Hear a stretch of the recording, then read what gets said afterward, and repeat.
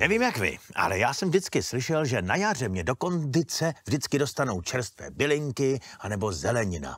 A až skončí jaro a léto, tak mám začít jíst zase nějaký kvašený produkty a ty jsou něco jako přírodní antibiotikum. Jenomže co s tím?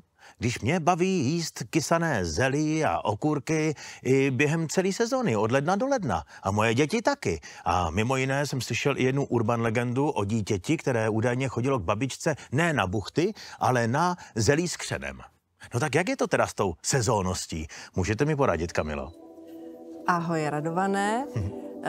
No, co k tomu dodat? Já tomu jedině fandím, jíst celý rok kvašené potraviny, protože je to o té pravidelnosti a vlastně dodávat tělu to, co oni nabízejí po troškách, ale v průběhu celého roku. Nicméně vidíme sezónnost, že lidé jí zejména saláty podzim, kdy jsou ty rýmičky, zima a jaro, protože přece jen ta zelenina už není moc dobrá, chuťově je i drahá, standardní, tak potom v létě už to jako upadá a lidé nahrazují klasikou prostě čerstvou zeleninou. Na druhou stranu já doporučuji se držet kvašeného, protože třeba v létě hodně grillujeme, jíme to masíčko a přece jen to kvašené mimo jiné harmonizuje trávení a vlastně napomáhá to těžší jídlo, jako třeba maso, trávit. Takže za mě, jestli to jíte celý rok, tak super. Ale já jsem třeba prostě vyrůstal na tom kysaném zelí, jenomže od té doby se spousta věcí určitě změnila, nebo přišly nějaké další vychytávky a možnosti, co všechno kysanýho jíst, protože to zelí asi nechutná úplně všem.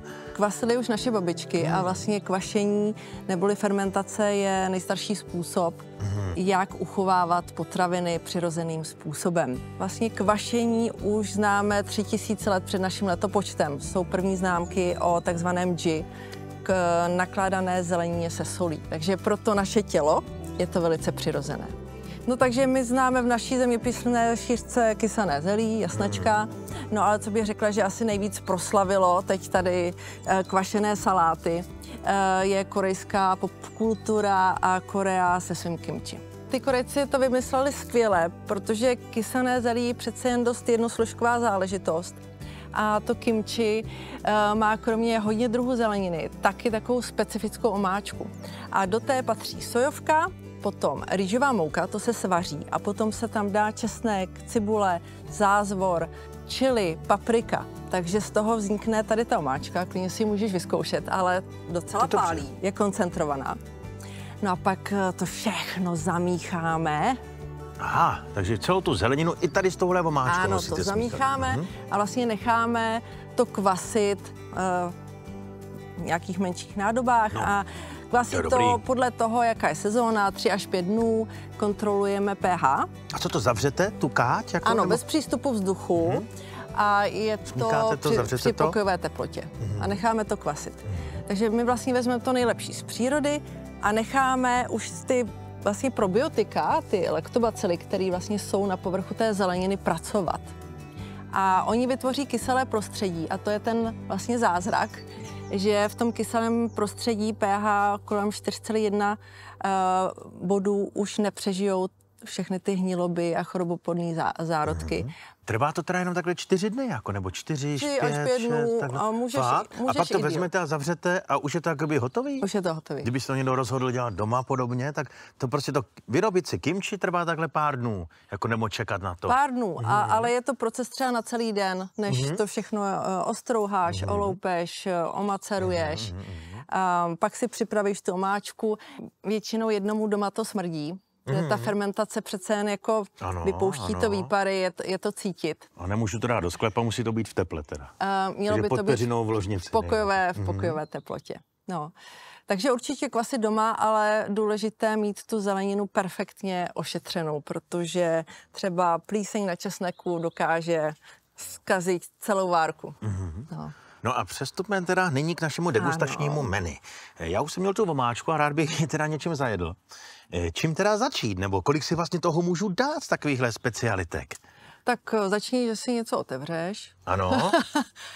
A standardně to trošku perlinkuje, to kimči. Ano, syčí to. Protože probiotické kultury vlastně vytváří oxid uhličitý, zde je to krásně vidět. A on je napěchovaný v té sklenici. A co mám teď dělat? To mám upít? Je to taková nekonečná sklenička. Fakt, no. Můžeš... Vidíte, to furt roste. Roste. A kolik by si toho měl vlastně takhle dávat každý den? Můj Třeba kolega kdybych to měl Štěpán patlat v Radosti každý den. říká, jako záleží, jak moc prasíš, podle toho, jak člověk jí, protože ono přece jen, my dostaneme velké množství vlákniny probiotických kultur a nám to harmonizuje vlastně střevní mikrobiom. A někdy, když nejíme úplně dobře, tak někdo řekne, já to kimči nemůžu, nebo to kysaný zelí, protože já z toho chodím na záchod a tak, jo. Takže spíše po troškách, ale každý den bych doporučila prostě tak... To už mám hotovo, jako pro dnešek mám hotovo, no, teoreticky. tak zkus takovou hrstičku každý den. Tak to dám ještě jednou lžičku. Třeba Korejci to jí vlastně ke každému jídlu. Takže když si vezmeš, že to jíš ke každému jídlu... Jako hambáči. Do hambáče je to super, když v létě grilluješ, protože vyrovnáš to maso s tím kyselým. To máme jako rádi, tady ty chutě. Já to teda jim ze skleničky rovnou do pusy, ale to úplně nedoporučuju, protože pak tam zanášíte... To je pravda, teď já to vlastně ničím.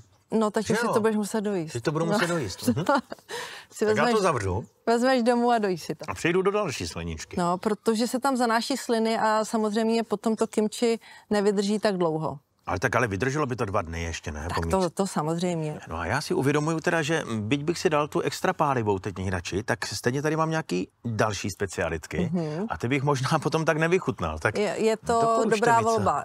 Možná zkus kysané zelí. Tohle, My jo. říkáme, to by naše babičky koukaly, protože to není klasický kysaný zelí, ale náš výrobní ředitel má michelinskou cenu, gourmet, takže tam dal i fenikl, dal tam kopr, takže je to taková trošku jiná chuť a obecně, asi řekni, jak ti chutná. No, to se dá jíst prostě No, já jsem včera jsem snědla celou skleničku, co ti mám říct na večeři. Jako nemám z toho pocit, že by mi potom mělo něco být špatného. Ne. Ano, a teď tohle je schválně, jestli to poznáš, co to je. No, tak vypadá to jako řepa, ale ne, to je jako ta ze školní jídelny. No, přesně, my se snažíme bořit mýty. Není to červený zelí. Bořit mýty, že to není taková z našich 70. Ano, ve školní jídelně na čtverečky ve sladkém nálevu, ale skutečně nafermentovaná s lehce křenu, aby to bylo takové jako zemité. No, tak to by mohlo chutnat dětem přece. Nebo můžou to vůbec jíst děti, neroztrhne je to, nebo něco? No, naopak. To je skvělý nabízet dětem, ale jídlo pro děti pochází od rodičů, takže co jim rodiče nabízí, tak oni vlastně vyzkouší. Dítě taky jednu, tu hrst, svoji hrst, ale ne dospěláckou hrst. Nebo tu je vlastně taky jednu svoji hrst. Může tohle teda rozjet mezi tím? To jo? Rozjeď určitě, to je extra pálivý.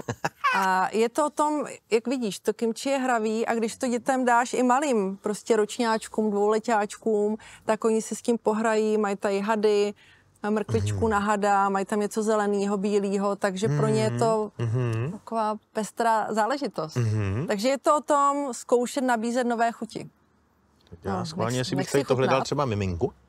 Ne, toto má říz.